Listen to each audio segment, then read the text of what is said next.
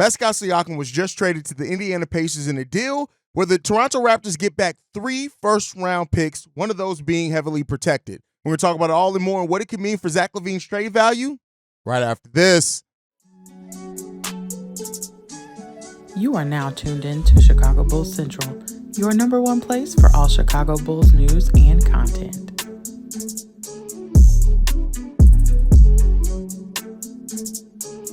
What's going on, Bulls fans? Welcome to another episode of Chicago Bulls Central, your number one spot for everything Chicago Bulls related. I'm the host here, Haize, but more importantly, you guys can follow the channel at Bulls Central Pod on every social media platform we happen to be on. With that being said, let's go ahead and get into the content, man. And so Pascal Siakam has now officially been traded, and basically what the rumored deal was to the Indiana Pacers in a deal where the Raptors are getting back Bruce Brown in his contract, which they can get out of due to a team option this upcoming summer, which is going to save them a lot of money.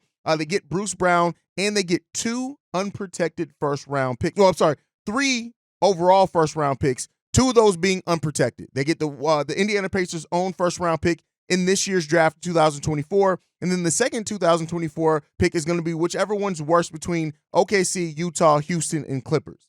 Now, they also get a 2026 first-round pick. Now, that one is top 4 protected.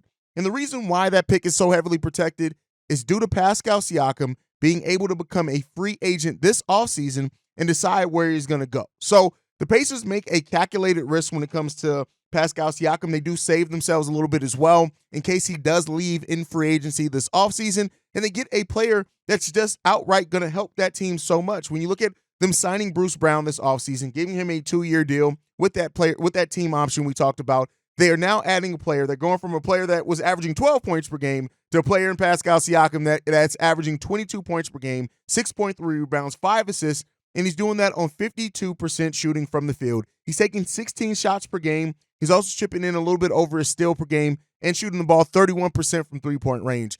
They are getting better. And when you look at the standings right now in the Eastern Conference, the Indiana Pacers are hoping to shoot up that. They currently sit right now as the 6th seed. They've won 7 out of the last 10 games, and they only sit 2.5 games back of the 3 seed in the Philadelphia 76ers. So they're definitely hoping, with better help from Tyrese Halliburton and Pascal Siakam now joining that team, they can definitely shoot up there and compete with the likes of the Boston Celtics, Milwaukee Bucks, and Philadelphia 76ers. And so that part remains to be seen. It definitely is going to change a little bit in the Eastern Conference. And we look at it so far, the 2 biggest deals made during the season so far have both helped strengthen Eastern Conference teams. In the New York Knicks, who also in a trade with the Toronto Raptors, and then now in Pascal Siakam. And so there are, of course, questions around Pascal Siakam, and of course, people asking, well, does he impact winning, right? Which is a case where people ask for Zach LaVine, considering how bad the Toronto Raptors are.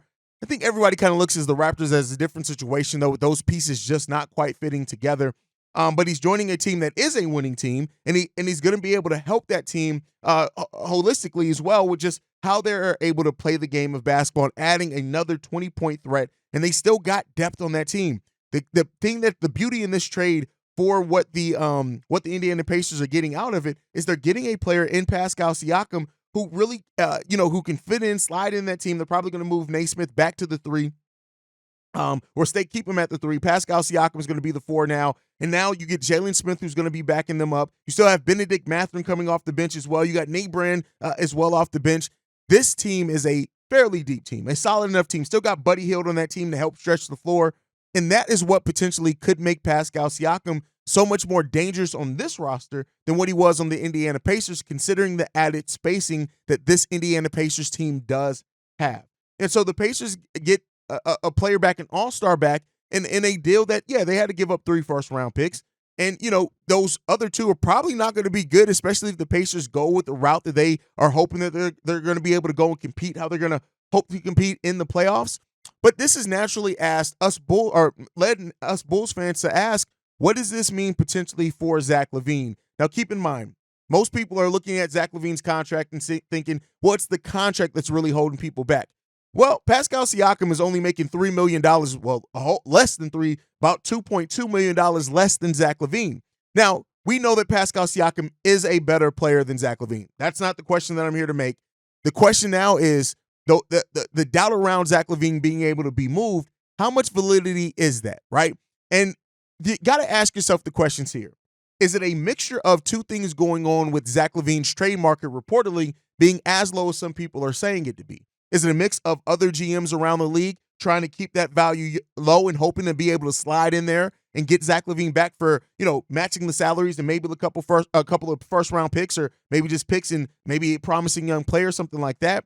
Or is it that the Chicago Bulls are really playing this closer to the vest than what many of us think, and really trying to evaluate the situation that is around Zach LaVine and the market? And this trade now for Pascal Siakam could have, if the market isn't as bad as rumored, it could have just given the Chicago Bulls front office a little bit of a leg to stand on. Now, I think the truth is probably somewhere in the middle of that, but the Bulls still hold all the cards in this.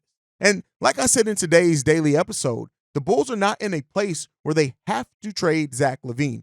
They don't. Now, he can make a fuss. He can not play well. He can seem like he seemingly quit on the team again. But ultimately, the Bulls do not have to pull the trigger on any deal right now, considering Zach LaVine is under contract, and he's still under contract for another 3 years, which could make Zach LaVine play a little bit nicer. Now, Zach LaVine's contract does go up by $3 million next season. So, of course, trading him in the offseason would have to match it, put in even more salary for opposing teams.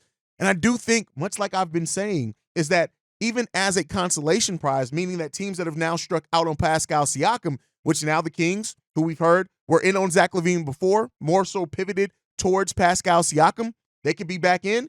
And now the last chip to fall is kind of DeJounte Murray, which Los Angeles Lakers are kind of focusing on right now. And if DeJounte does not become a Los Angeles Laker, that's when you could look at maybe even the Lakers get back in and trying to do some things. Now, the one downside to that is both those teams are Western Conference teams. And as I said already, is that most of the two teams that have made trades now with the Toronto Raptors to get their pieces in OG and Pascal Siakam are both teams in the Eastern Conference. So, I do think that some teams in the Eastern Conference are going to look at this and try to, make trades. I don't really know if I see them coming, I see them getting in on the Zach LaVine market.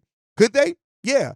Or it could mean that teams now that are below the Indiana Pacers, like the teams lower down, like the Atlanta Hawks and things like that, could maybe they get back in and try to make a splash trade, even maybe the Brooklyn Nets, the Orlando Magic, right? Teams that we've heard kind of tangentially maybe being interested in Zach LaVine. The Brooklyn Nets reportedly are listening kind of offers on Mikal Bridges, but not actively shopping him, much like we did with Zach LaVine a couple of off seasons ago. Not to say that I think the Bulls are going to get Mikal Bridges back. That's not what I'm saying. I'm just talking about everything right now. But I do think that where things are headed right now is that we're going to see a place, because with the trades that nobody was really talking about the Indiana Pacers before that rumor came out as being a team that could make a move for Pascal Siakam.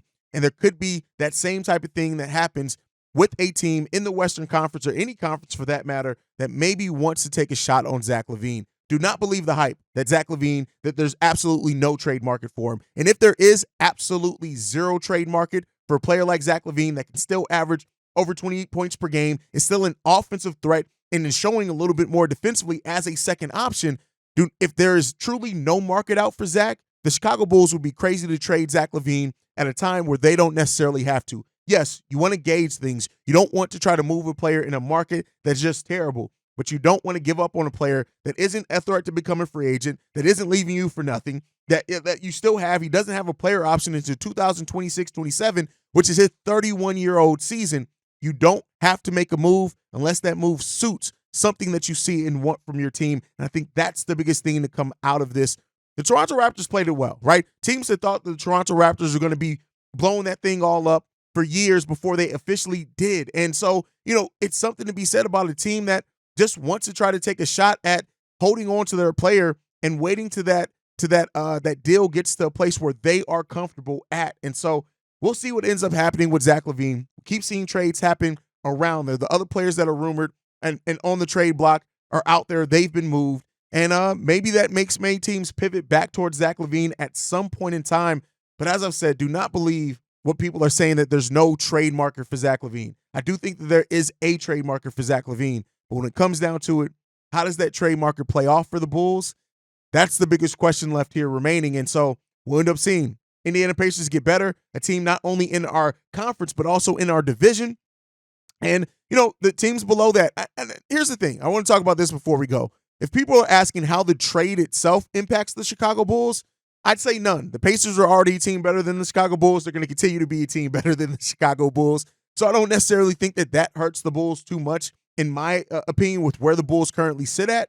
The thing that this impacts the Bulls the most on is that trade market. Does it hurt? Does it help?